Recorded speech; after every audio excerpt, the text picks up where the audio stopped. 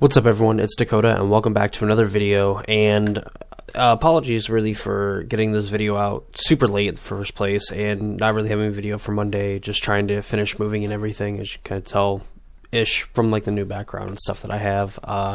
But you know, hopefully there's going to be a sense of normalcy getting back to, you know, the roughly the schedule that we have. But you know, aside from that, you know, we got some Murders at Karlov Manor spoilers. We got more cards, kind of fleshed out some of the art that we'd seen in like the previous like spoiler article that was posted, I want to say about a month or two ago, which I have a video on going over some of the other cards that were initially spoiled, and that if that's something that interests you after, of course, you finish watching this video.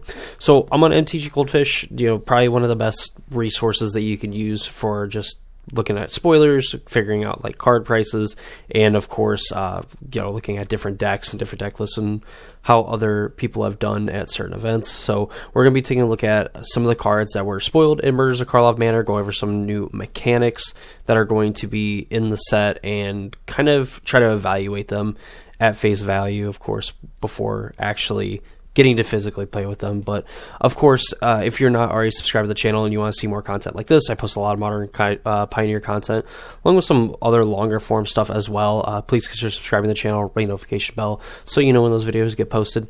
And if you go down into the description, I'm going to link the MTG Goldfish page where you can find the spoilers and where you can find even more of the spoilers as they come out. And then of course there's a link to my Discord server as well down there. Feel free to follow that link and join as well. So basically this Ravnica Murders at Karlov Manor is kind of like themed around the game Clue, which is also a Hasbro IP. So essentially, like, imagine Clue, but like kind of with magic characters. You know, we see some notable creatures. I mean, we know like Massacre Girl. We saw her in like War of the Spark, and was a pretty powerful card, honestly, and has like a pretty cool ability and everything. We'll get to here in a second. We had Atrata from the original like Guilds of Ravnica set. Agris Kos, I don't actually remember from the, well, really from any of the sets before in Boros. It might have been like part of a Commander product, you know, and there's some other cards that are going to come up here in a second. But like Massacre Girl, I really wanted to look at because it's going to bring back the mechanic Wither, which, you know, creatures deal damage in the form of -1/-1 counters, which is something that we haven't seen for a long time. I'm sure there's probably been some random creatures that were printed with Wither, or things that had been printed with Wither, and the mechanic itself is kind of like I would think like a powered down version of like Infect, because like Infect creatures would deal damage in -1/-1 counters to creatures, and of course poison counters to players, and Wither is essentially just like poison, but only for creatures and stuff, where, you know, actual poison, I believe, is just more for creatures and or for players, and then deals damage to creatures. So 4 mana, 4/4 menace. Creatures control have Wither. So obviously Massacre Girl herself also gets Wither along with the other creatures. And whenever a creature an opponent controls dies, if its toughness was less than 1, draw a card. So essentially, if you're trading off like your creatures in combat, you're going to get to draw cards off of your opponent's creatures dying, you know, which can kind of like keep things going in like positions where, you know, your opponent might be slightly ahead, or you're kind of even on resources, and you're able to attack and like trade some of your other cards to kind of cash in for more cards. This can kind of help you not only, like, you know, trade off pieces on the board. You end up having like Massacre Girl, like one other creature versus like your opponent's other creature, you know, but you draw like 2-3 cards. That's kind of like a way that you can get ahead a little bit and, you know, use your resources in different ways. Just interesting that we see kind of Wither come back in this, in just like a Ravnica set. I don't believe Wither was like tied to any of like the 10 guilds in like any of the other 3 previous Ravnica blocks that we have gotten. So pretty interesting to see it back. I think fitting like thematically with Massacre Girl, because she would just give all creatures -1/-1 in the, you know, original printing. and then if a creature would die, it would give all other creatures -1/-1. You'd have like the snowball effect where Massacre Girl could, in theory, like destroy a whole board with enough dies triggers. We have Agris cost, Spirit of Justice. When it enters the battlefield or attacks, choose up to one target creature. If it's suspected, exile it, otherwise suspected. A suspected creature has menace and can't block. So this is also a new mechanic. So essentially, like over the course of like 2 turns, I mean, Vigilance double strike, so I mean, it's a decent attacker. No, essentially like a 4-mana, like 4/4, virtually. Of course, not actually, but in a way. So enters the battlefield or attacks. So, I mean, in theory, like you could, if you gave this haste, you get into the battlefield, suspect a creature, and then attack with it, and then exile that creature. Or, of course, you could suspect 2 other creatures, and they could not block as well. Obviously, it makes it a little bit harder for them to be blocked. But in the case of this, it kind of gives you a benefit of like, okay, you can suspect, one of their creatures, and they can't block and get in damage. You can suspect one of your own creatures and give them menace and make them harder to block. Of course, kind of opening yourself up to getting exiled or some other bad things, I guess, that could happen if your creature is considered suspected. So pretty sweet. Atrada, Deadly Fugitive, 3-mana 1/4 with that touch. I know we saw Atrada, I believe, like if she dealt damage a certain number of times to a player, like they would lose the game. And in this version, she gives face down creatures you control, 2 and a blue and a black. Turn this creature face up. If you can't, you exile it, and then you cast a spell without paying its mana cost. Whenever an assassin you control deals combat damage to an opponent, cloak the top card of that player's library, which I'm assuming means that it gets put into play like face down. Maybe it's like a creature. There's nothing here to explain it. There's like another... I think there's like another mechanic coming up that doesn't really get explained, but it is a new mechanic that we'll find out about later. So this is interesting where like you can kind of do some things typically with like morph cards or cards that are like manifested.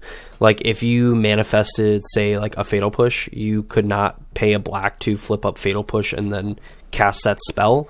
But basically what Atrada allows you to do is for a flat fee of 2, a blue and a black, you can turn it face up, and if you can't, which if it's not a creature, you can exile it, and then you can cast the exile card without paying its mana cost. So this is like a way that you could cheat some pretty big spells into play. Granted, you aren't going to be able to do it necessarily with your opponent's library, but if you're able to like manifest some of your own cards and stuff in some of the other Eternal formats, Atrada can be pretty powerful in giving you a major discount on some pretty big spells. Overall, just like an interesting design. We don't really see a lot of face down cards kind of getting support. I mean, we saw it in like Khan's Block where they reintroduced Morph to the format, and of course like manifesting is like another way of having face down creatures, and cards like Secret Plan and Trail of Mystery giving you some like added benefit for like turning cards up. And of course we had the Commander Precon a while back too that cared about like morphs and stuff, but like Atrada adding a new dimension to just face down cards and giving them something to do. I mean, really, like I guess the big benefit being that with like a lot of like morph and other cards that creatures get put face down, typically like they can get flipped face up if you pay like their mana cost. And while it would be pretty cool to cast something like a huge expensive spell, maybe like of course I can't think of any other spell that costs like 1 billion mana. So I mean, you could have like Omniscience and stuff underneath Atrada, and you could technically cast it because it's not a creature. But I mean, you could also have something like a Terastodon as a creature underneath of it. Of course, like creatures with ETBs are not like necessarily the best ones to cast like turn face up because they don't re-enter the battlefield. But if you have something with like a cool attack triggers that you can kind of like boom, put into play or whatever, something for cheap, Atrada is going to be massive in the fact that like paying 4 mana for something that costs 8 is obviously insane, and just going to be a very interesting card to play around with. I don't know how good it's going to be in like constructed formats necessarily, but I could definitely see this being like a commander staple, all day. Notably, we got one Planeswalker in the set. Of course, that is kind of the trend that we are going towards in the future of sets. So, Kaya, 4 mana for a 3 loyalty Planeswalker, 2 a white and a black. Whenever one or more creatures you control and or creature cards in your graveyard are put into exile, you may choose a creature card from among them. Until end of turn, target token you control becomes a copy of it, except as flying. +2, surveil 2, and then exile a card from a graveyard. +1, create a 1/1 black and white spirit creature token with flying. Exile target creature you control. For each other player, exile up to 1 creature that player controls. So, whenever one or more creatures you control and or creature cards in your graveyard are put into exile, you may choose a creature card from among them, and until end of turn, target token you control becomes a copy of it, except it has flying. So the +1, you take it up to 4 loyalty, you get a 1/1, no big deal. And then like the +2 and -2 serve different purposes that where like you could turn this token into something else. You can exile something like a Terracodon, just because that is like the best example I can come up with at this time. And you can make that token a copy of it. Of course, having something that has an attack trigger is going to be a lot better for you, just because you're not going to get it into the battlefield. But something like a Greater Gargadon would be like a good one where you can exile that creature and exile another creature that like another player controls. You can then turn your token into a Greater Gargadon attack, get some triggers and stuff like that, and definitely put some pressure on your opponent. Aside from that, the +2 and the -2, I mean, getting to surveil and then exile a card from a graveyard, you can surveil 2 from your deck, give you a little bit of like card selection, and then getting rid of a card from like your opponent's graveyard, a creature, to kind of use the static ability. Or just, getting to be used as just strictly graveyard hate. Putting up to 5 loyalty is a lot nowadays. -2, of course, just being like good removal. All overall, like a solid Planeswalker. Yet to be seen, because I feel like there's been a lot of really good 3 and 4 mana Planeswalkers that have been printed that really just don't see a lot of play. And I think the bar is set very high to like having to be a really good Planeswalker, since Magic is kind of built around playing a bunch of these really powerful creatures and stuff. So yet to be seen how good Kaya's Spirit's Justice will be, but the fact that you could exile a creature you control and other creatures your opponent controls, and it's pretty easy to make a token on like turn 1, 2, or 3 of the game. So you could, in theory, put a very powerful creature like into your graveyard, and then have like the token become a copy of it, and then attack your opponent with it and get some additional value that way. Moving on, we have, I'm going to look at No Witnesses, because this is like the Wrath. Each player who controls the most creatures investigates, then destroy all creatures. So, each player who controls the most creatures investigates. So, this is kind of like following the cycle of like Wraths that can benefit players that are playing creatures in like a way, and then end up getting rid of the board. We've seen it with like Depopulate, where I believe if you control a multicolored creature, you draw a card. Shadow to the Sky, if you had a creature that was 4 or greater, you have to draw a card, and then you destroy all creatures and whatnot. So like this, in a way, I guess if you were like playing a creature deck, you could play this as kind of like a reset button. You can, get like this clue token, but overall, this is just kind of following the trend of Wrath that has a minor bit of downside, but gets printed at like 4 mana, which has been pretty common, where we get like at least one of these like a year, it seems like, or, one probably more often than we should.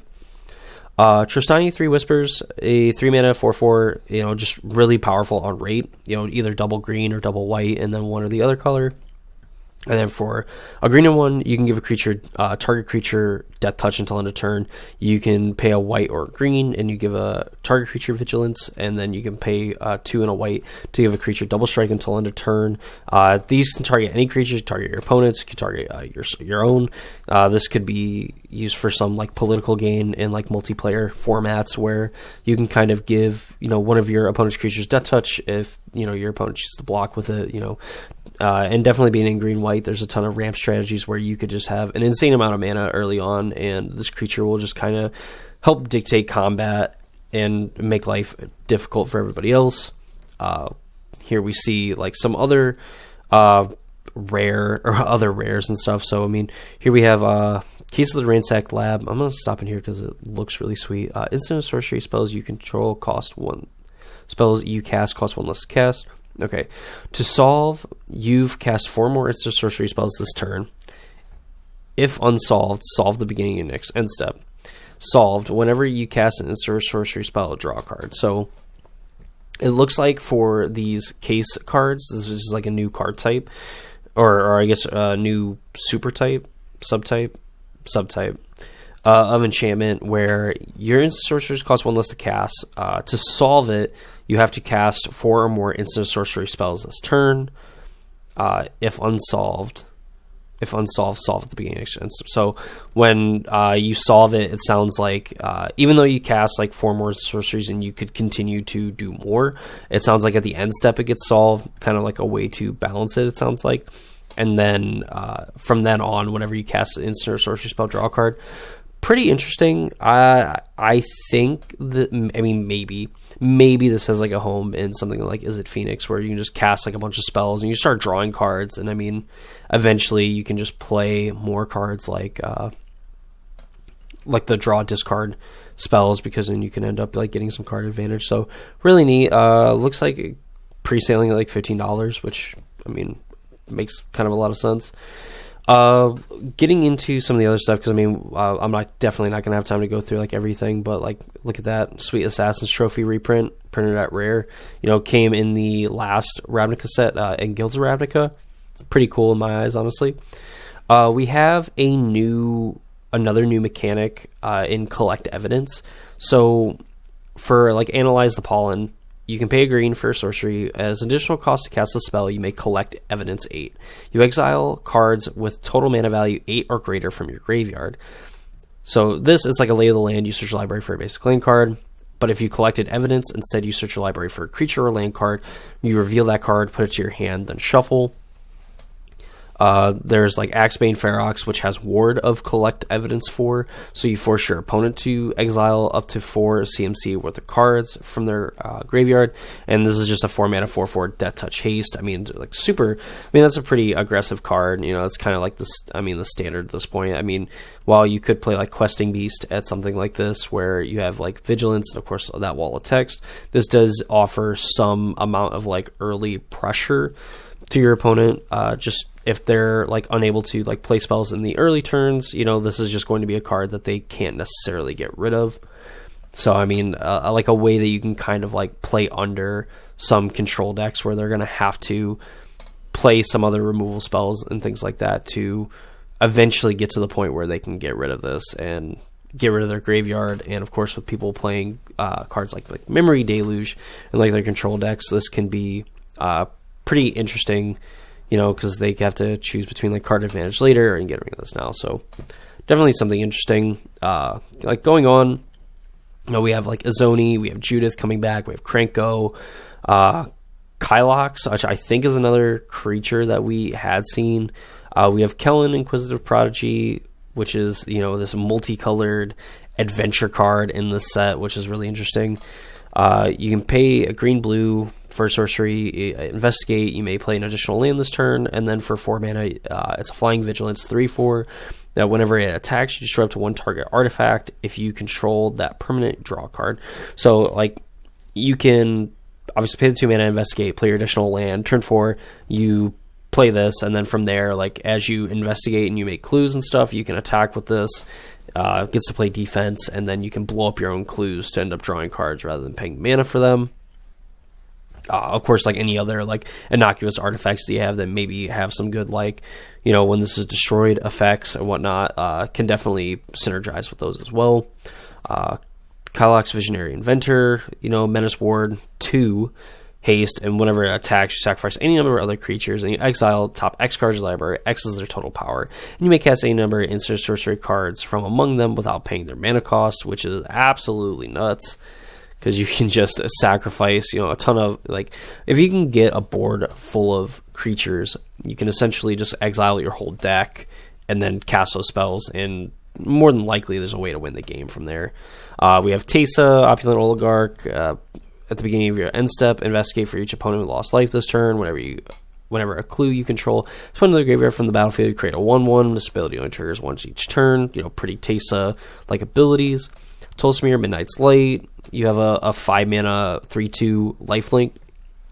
When it enters the battlefield, you create Voha Fenstalker, a legendary 5/5 green and white wolf token with trample. Whenever a wolf you control attacks, a Tolsmere attack this combat, target creature an opponent controls blocks that wolf this combat if able. So you're kind of able to force your opponent into making some bad blocks and having to block the Tolsmere, which is going to do some insane damage. I'm going to get to these lands in a minute because these are kind of nuts, but War Legious Call. Creatures you control get +1/+1, and whenever a creature enters the battlefield your control, it deals 1 damage to each opponent. So you get like an Anthem mixed with kind of like a Impact Tremors effect, especially since it doesn't target, it hits each opponent. This could see like constructed play, I think, because even if like if you draw multiple of these and they get stacked up, like creatures you control get have +2/+2, and they're going to deal 2 damage, like incentivizing you to play creatures that bring more creatures along with them. I could definitely see this seeing like some kind of constructed play. And if anything else, in like the Pia decks that we see, very rarely now in Pioneer, this could be pretty good with them as like another like win condition. If you're maybe not able to put enough flyers into play, or like you can just make like 3 or 4 of them, deal 4-8 damage to your opponent, and then these end up getting to attack and whatnot. So finally, like the land cycle will be the last thing I get to because I've kind of went on a lot longer than I wanted to. We have a new rare land cycle in the format where they each have 2 basic land types. They're all 10 guilds, or all 10 guild colors, and they enter the battlefield tap, but then they enter the battlefield, they surveil 1, and it's interesting because we're getting a lot of lands that have basic land types. We have these cards here. We have the reprint of Shock lands. We have the Tri lands that have the basic land type printing. There was like another set where it was just uncommon. I think they were just there's the snow covered ones that had the basic land type, and then there was just like the regular ones that had the basic land types and stuff. We're getting a lot of these. And specifically for like constructed formats, these are really good, just as like other options and stuff. Because we see people playing like off-color tri-lands, for like the added benefit of getting to cycle them potentially later, or just getting to splash like a 3rd color for like minimal cost, because you might not necessarily be doing anything like on turn 1 or at some point doing something on like the later turns of the game, and you just want like access to that extra color. So this is kind of like a way that you could fetch and give yourself a little bit of like card selection in a way. Of course, like you can look at that card, and if you don't want it, put it in your graveyard. You can kind of go in for these like collect the evidence cards where you need to exile certain things. Of course, another thing that comes to mind is just helping you have additional ways to get other creatures in the graveyard. Like I would expect like Thundering Falls to be one that's like decently expensive. Like I could see possibly maybe some kind of like Phoenix decks and whatnot, like other graveyard decks like this in blue-red that would want something like this, for the fact there is that upside of just getting to surveil something big into the graveyard. But really, like for a lot of these, especially in formats like fetch lands and stuff, be on the lookout for these, because these are going to be really cool. Obviously not the best dual lands ever printed, but definitely really interesting in the case of, as we kind of get into older formats, Surveil is a lot more enticing than Scry, which is kind of like the closest thing we have to these is like the Temple cycle. Of course, the Temples didn't have, this basic land type. If they did, they probably would have seen a lot more play and been way more expensive, early on when they were printed. But these getting kind of that treatment, it definitely opens the door for something very interesting going forward, and something potentially very powerful, as we kind of move on through this set. Of course, there's like commons and uncommons and stuff, but really, I think those were kind of like the big hitters of the set. We finally have cards and physical like mechanics and stuff to go with some of the characters that we had seen in the art of the initial preview set, and some really powerful cards as well. I'm kind of excited to kind of get to play with cards like Massacre Girl. Kaya, Spirit of Justice has some pretty interesting things that you could do with her as well, like in Pioneer. I don't know if any of these cards are going to be like modern playable.